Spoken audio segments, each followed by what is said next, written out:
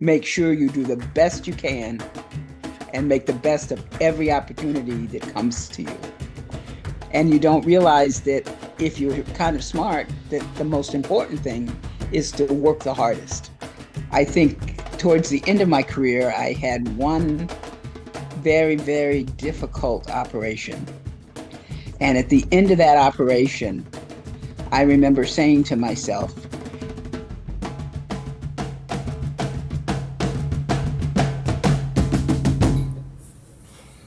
Hello, welcome to Kids Explore Careers. My name is Lena. Today I will introduce someone amazing, Dr. Alexa Irene Canady. She is the first African American woman to become a brain surgeon in the United States. As a pediatric neurosurgeon, she helped kids who needed surgery for their brains or spines. She also taught other doctors. She was in charge of neurosurgery at a big children's hospital in Michigan. Dr. Canady is now retired, but she inspires people all over the world. She helps thousands of children. She wrote lots of articles and received awards for her work. Thank you for talking with me, Dr. Canady. it's nice to talk to you, Lena. I actually was the first Black woman neurosurgeon, not pediatric neurosurgeon.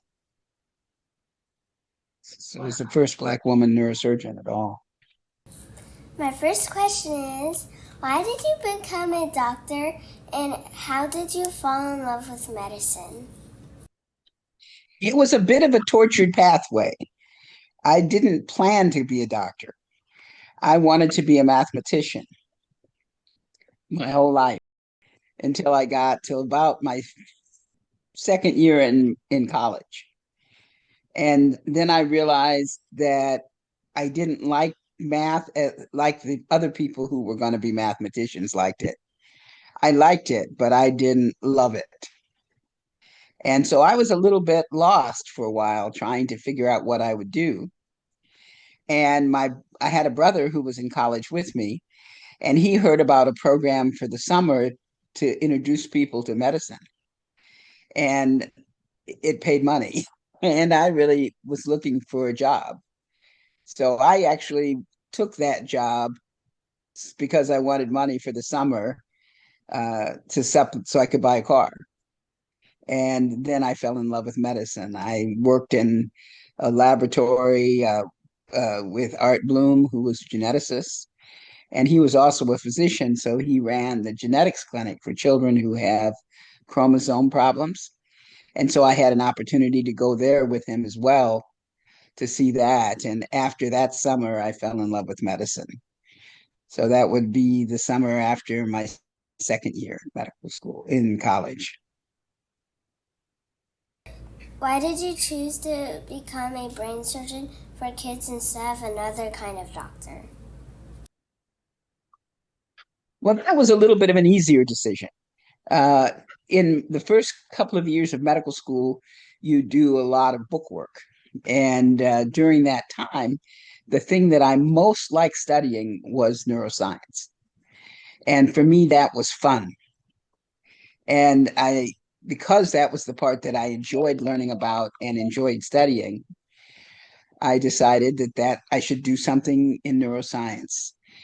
Then I spent some time uh, with the neurology, pediatric neurology, and neurosurgery, trying to decide which part of neuroscience I fit back best in. And I figured out that I liked surgery best by personality. Each specialty has personalities. And also because I could think that something was true. And at the end of the day, after the surgery, I was right or I was wrong. And I liked the fact that I knew for sure whether I was right or wrong so I could improve. You once said you almost dropped out of school because you didn't believe in yourself. Sometimes I feel the same way. How did you overcome this? It was a very difficult time for me because I had all my life wanted to be a mathematician and suddenly I didn't. And then you say, what do you do now? What do you do with your life now? And I kind of got depressed. And so I didn't drop out of school, but I stopped going to class, which didn't work out so well. And so I failed a class and I stayed for the summer to make those course up. And the thing that I think helped me the most was my dad came that summer once a week and had dinner with me.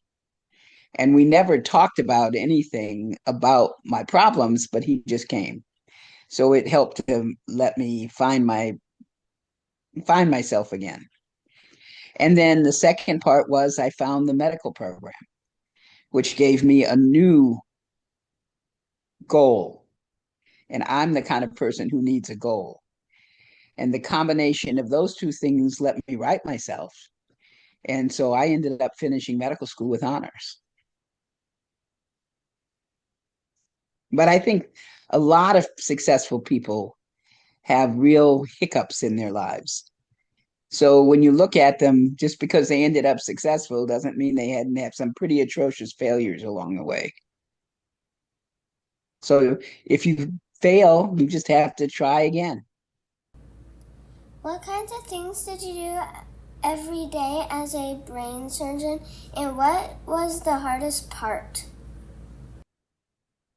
Well, pretty much every day we started at about 7:30, and they were pretty long days, usually somewhere in the neighborhood of 12 hours.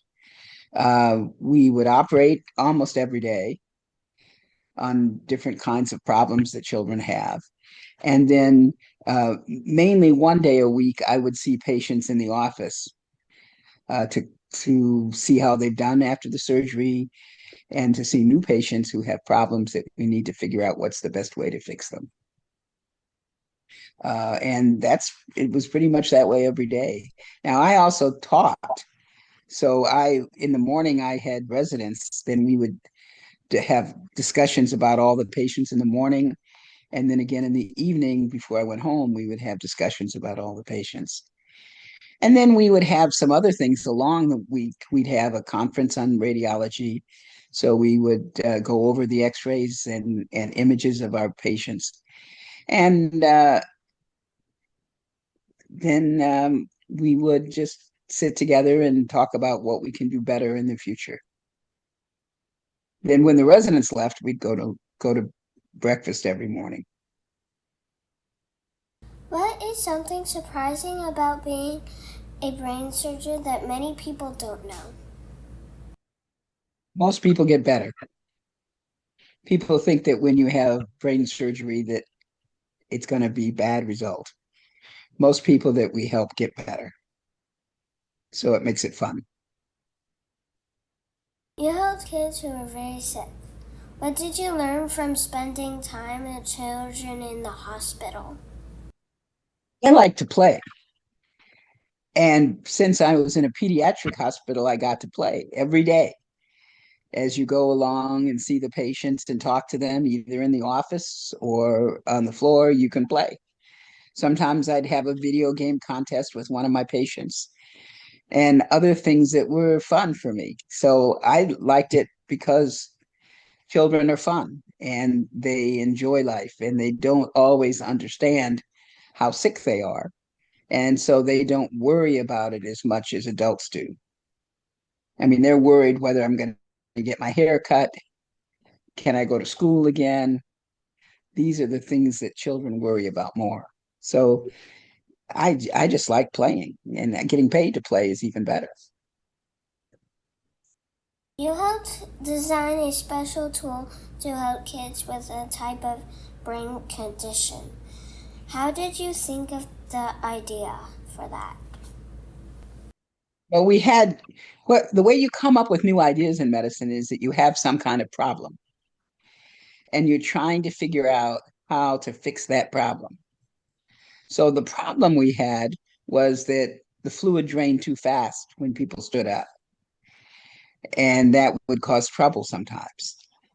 So we were trying to come up with a way to make it drain less fast when you stand up. And that's how you come about new equipment, by trying to solve problems that you see.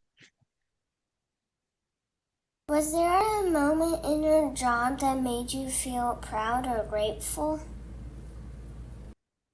I liked my job. I really, really liked my job. So I liked having my job almost every day. For me, it was just fun. It was fun. It was challenging. I liked the interactions with the patients and the children and their parents. And so I just enjoyed it.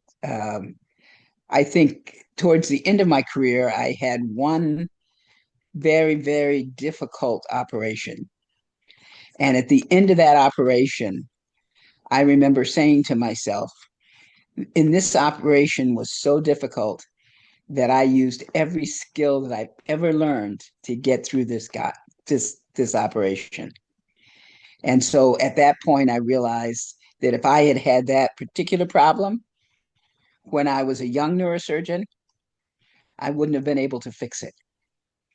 But having gone through the process and having learned things as I went along in my career, in this last big, big, big case, I had to use every tool that I had.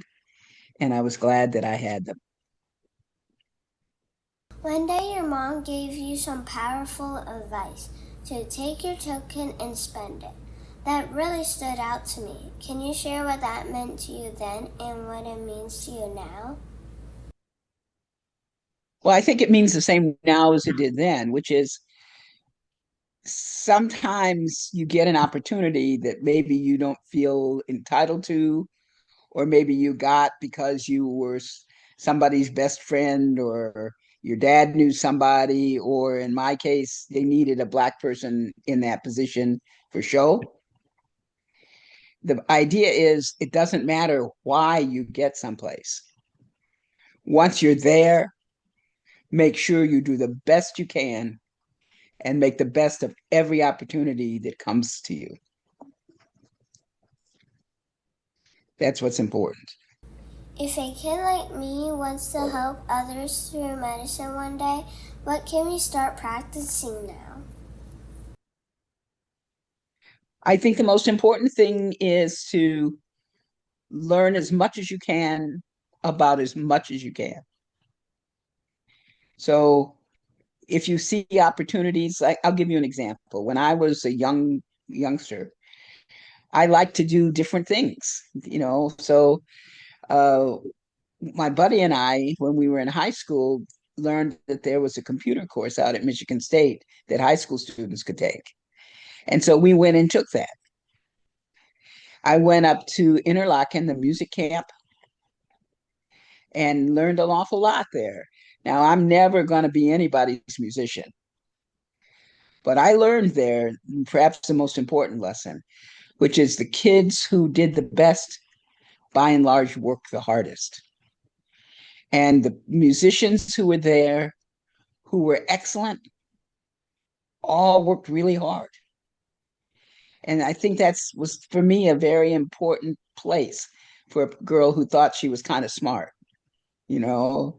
And you can get a big head when you think you're kind of smart, and you don't realize that if you're kind of smart, that the most important thing is to work the hardest.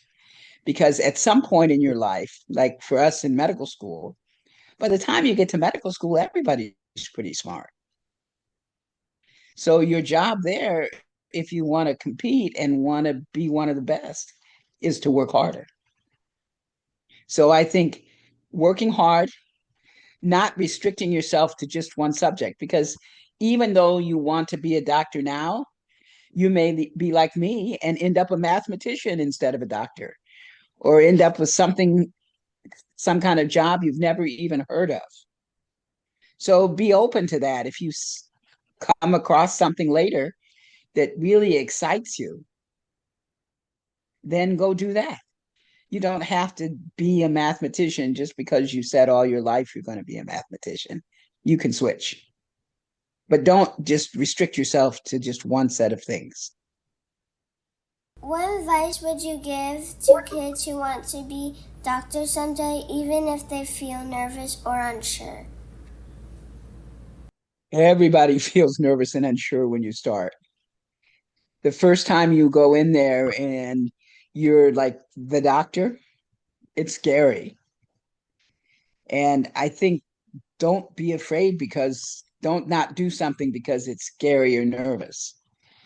If it makes you nervous and it's scary and you never do anything because of that, you never grow. If you only live in a world where everything is comfortable, you don't become a better person and see more things. So you want to always make your world bigger and larger. And that's a little bit scary. Now, if you're lucky like you are, or like I was, and you have good parents, there's always some place to run to if it doesn't turn out okay. And then they'll buck you up and you can go out again.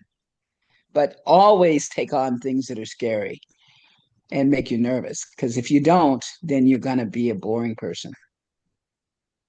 If you could go back in time and talk to your younger self, what would you say?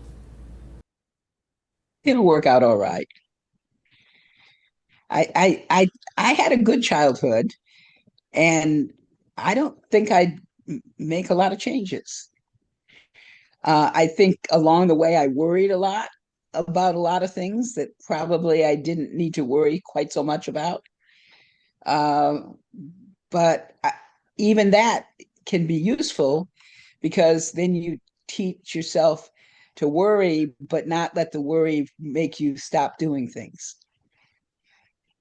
It's a little bit like being afraid. If you're afraid, okay, some bad things are going to happen, and you have to learn how to recover from them. And hopefully, the bad things happen when you're younger, and they're not so big, so that you can overcome them more easily. Yeah. But everybody has bad things happen. You help so many people and won lots of awards. But you once said if you do good work, rest doesn't matter. Can you share what that means to you? Yes, I think that whether or not people notice you or whether or not you get awards is a random kind of thing. It doesn't have a lot to do with whether you're the best or you're not the best. It has to do with how somebody may know you or may have heard of you, and because of that, they follow you. And the reason that you became a neurosurgeon is to do good work, not to be noticed. So the people who are important in noticing that are who? Your patients. That your patients get better. It doesn't matter if anybody notices other than you and the patients, because your job is to make them better. And I think in this particular time of life, not of life, but of history, everybody is way, way, way too concerned with trying to have a brand, trying to be famous, trying to be noticed, and instead of trying to do good work. Because the good work is enduring, okay? Nobody can ever take it away from you.